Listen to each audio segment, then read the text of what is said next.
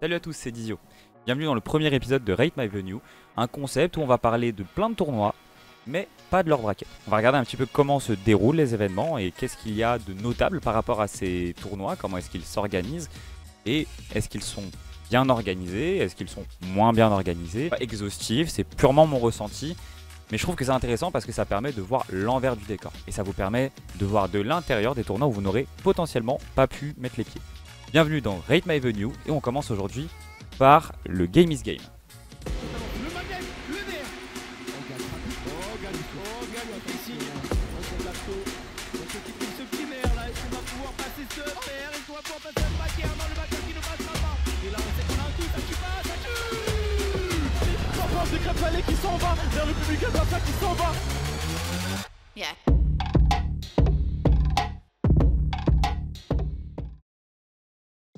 Petit aparté avant de commencer la vidéo, malgré tout, il est important de préciser que ce n'est que mon opinion personnelle et elle n'est influencée par aucune collaboration commerciale, quelle qu'elle soit. Maintenant qu'on a abordé le sujet, est-ce qu'on peut commencer? On commence par l'adresse. 22 rue du Départ. Oui, c'est dans le 15e, à Montparnasse plus précisément, donc c'est plutôt facile de s'y rendre. D'ailleurs, on retrouve pas mal de coins pour manger autour de l'avenue. Toutefois, pas la peine de sortir de l'avenue pour vous nourrir. En effet, le service était déjà assuré par la buvette, dont les sandwichs portaient le nom de nombreuses compétitions de jeux vidéo. On appréciera le clin d'œil. Et pour parler un peu plus de l'avenue et de la manière dont les lieux ont été mis à disposition, c'est près de 3000 m² de Basement Arena qui sont à notre disposition.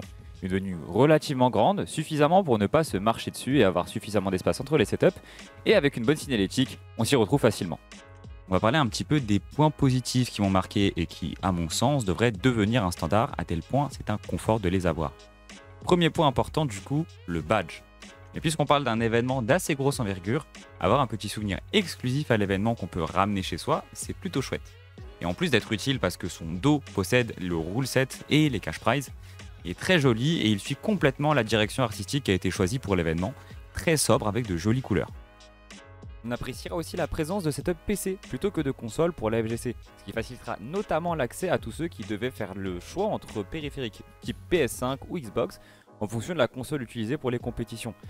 En gros, ça veut dire que si vous préférez le layout de la manette Xbox plutôt que la manette PS5, eh bien vous pouviez utiliser la manette Xbox sur un PC, chose qui n'est pas possible via une PS5. Bon, jusque là c'est logique, mais en gros il faut se dire qu'en termes d'accessibilité, eh bien, ça facilite la vie à tout le monde. Et ensuite, ce qui m'a le plus marqué, c'est la présence d'un vestiaire dès l'entrée.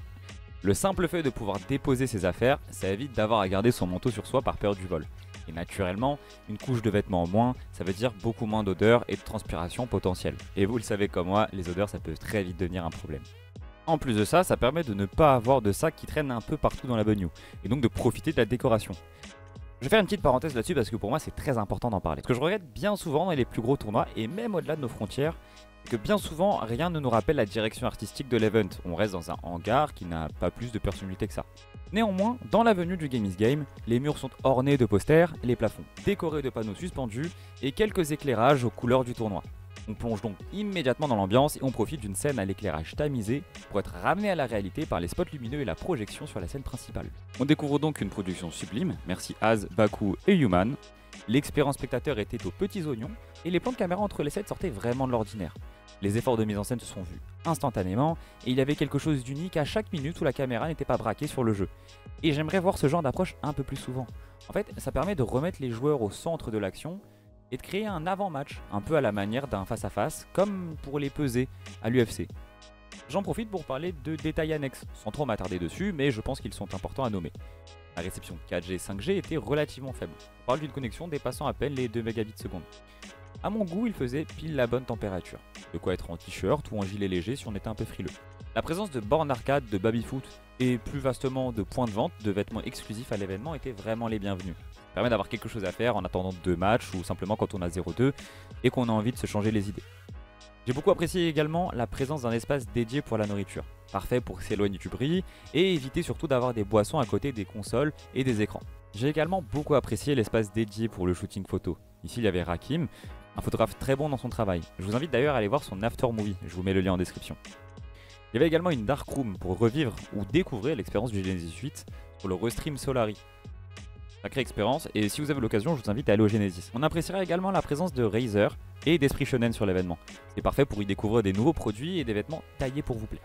J'insiste à nouveau sur la décoration des lieux, on va même la retrouver dans le merch qui est dédié à l'événement. Ça permet vraiment d'appuyer l'identité du tournoi. Parce que quand on vous voit vous balader avec un shirt Game is Game, forcément, on sait que vous y étiez. Et naturellement, les entrées des joueurs, le face-à-face, mais surtout les trophées qui étaient très uniques. On était bien loin de la coupe à porter, on était sur des ceintures et des gants de boxe, bref, tout était là pour nous rappeler l'univers un peu de l'UFC.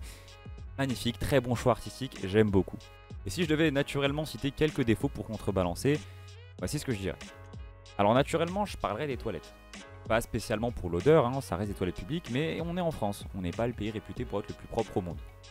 Cela dit, je parle surtout de la marche qu'on doit faire entre la venue et les toilettes. Il y a une petite marche, très longue non plus, mais si vous êtes un peu pressé, ça peut vite devenir un fardeau. Mais ça, c'est la disposition des lieux qui veut ça, c'est pas vraiment la faute du tournoi en tant que tel. Paris et ses clichés l'obligent, l'odeur d'urine devant la venue. Et ça n'aide pas d'être devant la sortie du métro non plus. Mais Dieu merci, l'odeur ne dépasse jamais la porte d'entrée. Également, j'ajouterais que les écrans de rediffusion qui étaient à droite et à gauche de la scène principale n'étaient pas assez hauts. Une fois qu'on avait passé la 5e ou 6e rangée, et tout celles qui étaient derrière, naturellement, on voyait plus grand chose au bas de l'écran. Il y avait la tête des gens qui étaient devant et les rehausser, ça aurait pu permettre d'avoir une meilleure visibilité. Ensuite, je trouve que certains setups FGC étaient trop proches de la scène. Effectivement, la scène c'est bruyant, et coller des setups de tournoi à côté, ça peut très vite déranger le déroulement d'un tournoi. Parce qu'effectivement, les joueurs sont parfois déconcentrés, et ça arrive. Game is game, mais c'est un truc qu'on peut éviter pour les prochaines éditions s'il y en a. Notez que la bonne partie de ces points que j'ai relevés peuvent être améliorés sur les prochaines éditions, pour peu qu'il y en ait. Mais pour rappel, pour un premier tournoi, IB et ses équipes ont rempli un sans faute à mes yeux. Et en même temps, fallait le voir venir. On parle d'équipes qui se sont spécialisées depuis des années dans l'organisation d'événements du genre. En conclusion, je pense sincèrement que c'était un événement à ne pas manquer. Et si je devais donner une note symbolique au Game is Game, je donnerais un solide 17 sur 20. Parce que les points forts outrepassent très vastement les points faibles et les petits défauts que j'ai pu y trouver. Et avant de vous laisser partir, j'aimerais vous parler d'un moment qui m'a particulièrement touché. On parle du pop-off de Crêpes Salées contre Siski et de la caméra qui s'est retrouvée malheureusement sur son chemin. Vers le haut, peut-être, oui, ça ne sera pas suffisant. Excellent DI du côté Seski qui tente tant bien que mal de survivre et rester dans le tournoi. Victoire des Crêpes Salées, pop-off des Crêpes Salées qui s'en va vers le public alsacien, qui s'en va vers BMS, qui s'en va vers ses supporters. C'est ainsi que se termine cet épisode de Rate My Venue. N'hésitez pas à liker la vidéo si elle vous a plu et à développer votre point de vue en commentaire. On se retrouve sûrement la semaine prochaine pour parler du Thonon Gaming Fest à Thonon-les-Bains. Et promis cette fois, j'aurai bien plus d'images à vous montrer. C'était Dizio, salut!